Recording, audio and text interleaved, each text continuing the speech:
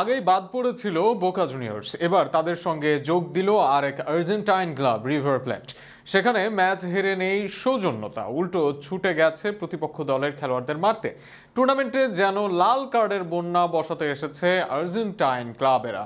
এই আসরে দুই আর্জেন্টাইন দল হজম করেছে পাঁচটি লাল কার্ড। সব মিলিয়ে ক্লাব বিশ্বকাপে হতশ্রীর চিত্র আর্জেন্টাইন ক্লাবের জন্য। সে হতশ্রীর চিত্র নিয়ে বিস্তারিত থাকছে প্রতিবেদনে। আগের দুই ম্যাচে অকল্যান্ড সিটি এফসি হজম করেছে 16 গোল। বায়ার্নের সাথে 10 গোলের পর দলটি বেনফিকার সাথে হজম করে 6টি গোল। সেই দলের বিপক্ষে জয় পায়নি আর্জেন্টিনার নামী ক্লাব খ্যাত বোকা জুনিয়র্স। বোকা জুনিয়র্সের সাথে যিনি হেড গোল করেন তিনি আবার পুরোপুরি পেশাদার ফুটবলারও না, শিক্ষক হিসাবে দায়িত্ব পালন করে খেলেন ফুটবল। যেখানে গোল ব্যবধান বাড়ানোর কথা ছিল হিসান, সেখানে অকল্যান্ড সিটির হয়ে হেরে বিদায় নেয় বোকা জুনিয়র্স। বোকা বিদায় নিয়েছে নীরবে, কিন্তু রিভার প্লেটের বিদায় নিয়ে যেন তৈরি করেছে আলোড়ন। চ্যাম্পিয়ন্স লিগে এবারের আসরে রানার আপ ক্লাব ইন্টার মিলানের বিপক্ষে মাঠে নেমে রিভার প্লেট।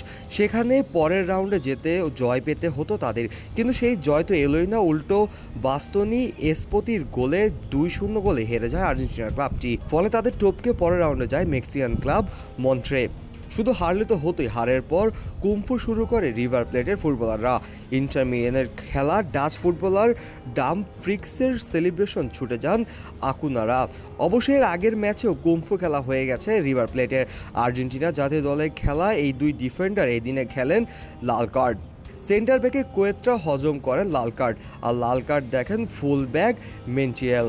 এই আসরে মোট লাল কার্ড দেখানো হয়েছে 10টি, যার 5টি হজম করেছে দুই আর্জেন্টাইন ক্লাবের খেলোয়াড়রা। যেখানে 5 লাল কার্ড খেয়ে রিভার প্লেটের সবার শীর্ষে, তাদের নিচে লাল কার্ড খেয়ে অবস্থান করছেন বোকা জুনিয়র্স। অথচ আসরের অন্য কোনো ক্লাব খায়নি একটির বেশি লাল কার্ড।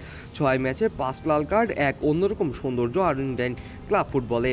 শুধু লাল কার্ড নয়, হলুদ কার্ড ও ফাউলে আর্জেন্টাইন খেলোয়াড়রাও সেরা। আসরে সর্বোচ্চ হলুদ কার্ড হজম করে রিভার প্লেটের প্লেয়াররা। ম্যাচ প্রতি সর্বোচ্চ ফাউল এসেছে দলটির কাছ থেকেও। এত কিছু করেও শেষ 16 টিকিট নিশ্চিত করতে পারেনি তারা। জাতীয় দলে আর্জেন্টাইন দাপট দেখাচ্ছে, নেই কোনো সন্দেহ তাতে, কিন্তু ক্লাব লেভেলে আর্জেন্টাইন দলের কেউ দেখাতে পারেননি দাপট। উল্টো একাধিক ব্রাজিলিয়ান ক্লাবের সুযোগ পেয়েই সবাই নিজেদের যোগ্যতা প্রমাণ করছেন সেখানে। তাই লাতিন আমেরিকার ফুটবলে আর্জেন্টাইন ক্লাবের মান ও প্রভাব নিয়ে এবার উঠতে পারে প্রশ্ন।